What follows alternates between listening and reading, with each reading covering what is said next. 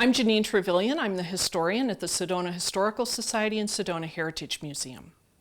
I'm very honored to have nominated the Red Rock Arts Council for this Mayor's Arts Award in Sedona this year. I think that what the Arts Council has done is not only historic, but has really contributed to the quality of life for Sedonans and for our visitors. They have been working tirelessly for over 25 years to make sure that Sedona is continued to be known as a true arts destination.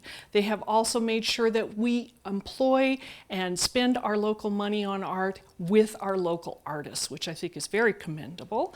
And they have created wonderful events, and they have actually put in the Sedona lexicon the term public art. In 1988, Mike Bauer, who was a local architect and member of the Chamber of Commerce, felt that the city of Sedona really should be prolific with art in town and suggested that we do something to create a very artistic community, and suggested Sedona Sculpture Walk. So 20 artists got together, and they did the first sculpture walk at Los Abregados Resort, and the year after that they did it at Los Abregados by the creekside, which was absolutely beautiful. Yeah, the main thing with the Red Rock Arts Council was to get people to know about it. And part of my work was to write about it a lot, have people come and talk and get the word all going. And we had the benefit of the Chamber of Commerce, which was supporting what we were doing. But it was basically an outreach on a lot of different levels, including getting some people in the city council interested in the arts. Sculpture Walk started growing and attracting artists from all over the country, and especially our local artists who were also well known. And we ended up with 100 significant artists in Sculpture Walk, and we attracted between 4,000 and 5,000 people from the Midwest and the West Coast to attend. And we had enough money to have Susan make the Sedona Schneble. In 1992, the Sculpture Walk decided that they wanted to have a contest, a naming for our Sedona Schneble. And there were 8 finalists who participated in that. Susan Cleaver not only won the juried award, but the popular vote, and so she became the sculptor of Sedona Schneble.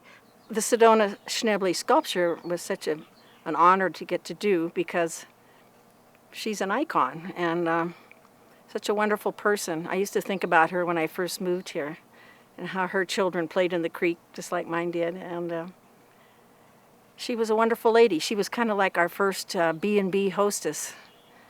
She would play the piano and cook and do all these wonderful things. It took about a year. The Sedona Art Center let me use the art barn because it had high ceilings, and a lot of locals would come by and visit and critique it.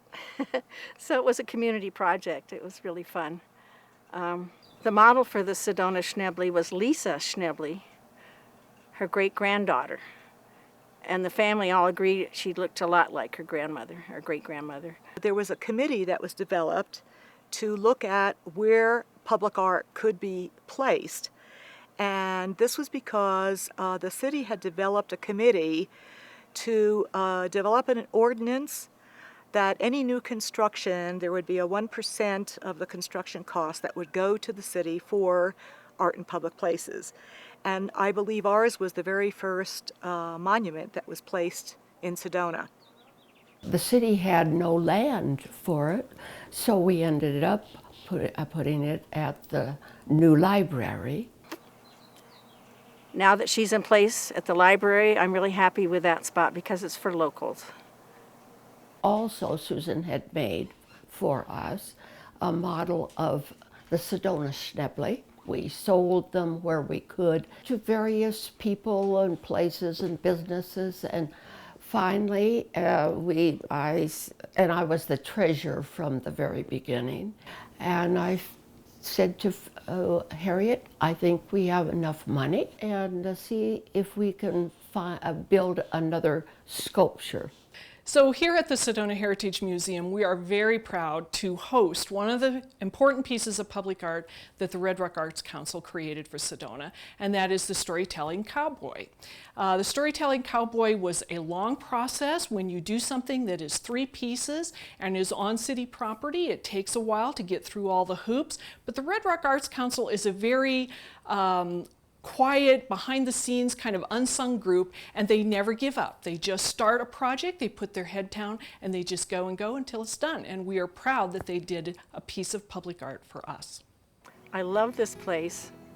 My boys were good friends with the Jordan grandchildren. So after school, they'd come over and play, and then I'd come pick them up and sit in the kitchen with Ruth and listen to her stories.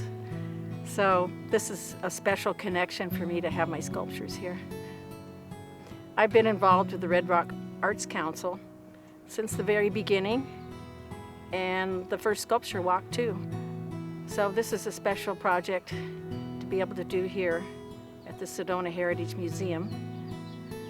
The Red Rock Arts Council came up with the idea to do a storytelling cowboy. And I got the job. And then we still had some money, so we decided, oh, wouldn't it be nice to put children? And that was great because we could get some local children to model. Little boy is Joey Johnson, and a little girl is Josie Williams. And they dressed in period costume and set for me, and that made it really fun. In fact, the dog with Joey is really their family dog. I'm Bill Lovingood. And I originally got involved with the Red Rock Arts Council as a liaison from the museum for this particular project right here. In 2012, I had the honor of taking over for Harriet as president. We said the name of that sculpture was the Talking Cowboy, and we wanted it to talk.